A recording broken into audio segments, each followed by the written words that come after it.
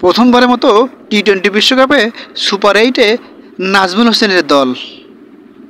আজ নেপালের বিপক্ষে 21 রানের এক বিশাল জয় পায় টাইগাররা। টস হেরে ব্যাটিংয়ে নাজমুল হোসেন শান্ত, বরাবরে ধারাবাহিকভাবে ব্যর্থ তানজিদ হাসান তামিম। ওভারের প্রথম বলেই উইকেট হারায় টাইগাররা।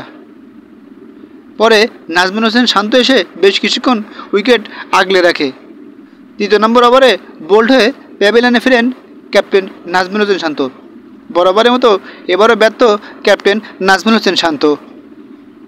সাকিব ও মাহমুদুল্লাহ রিয়াদ বেশ কিছুক্ষণ উইকেটে থাকলেও মাহমুদুল্লাহকে সাকিব ভুল বোঝাবুঝিতে রান আউট করলে কিছুটা চাপে পড়ে টাইগাররা। ওয়েস্ট ইন্ডিজে আজ ঈদের দিন, কিন্তু খেলার কারণে গতকালকে ঈদের নামাজ আদায় করেন শরীফুল ইসলাম, মুস্তাফিজুর রহমান ও সাকিব আল হাসানরা। বাংলাদেশ দলের leg spin coach Mushtaq Ahmed বাংলাদেশের এই ঈদের আগের দিন ঈদের নামাজ পড়ার ব্যবস্থা করেন। পরে টাইগাররা নাস্তা করে এখান থেকে বের হয়ে বিভিন্নভাবে ছবি আপলোড করে সোশ্যাল মিডিয়ায়। সাকিব আল হাসান থেকে শুরু করে সবাই উপস্থিত ছিলেন এই নামাজে। নেপালের বিপক্ষে 21 রানের এই জয়টি টাইগারদের যেন মনে স্বস্তি এনে দিল। এম নিউজ, আবির আহমেদ, সাতক্ষীরা।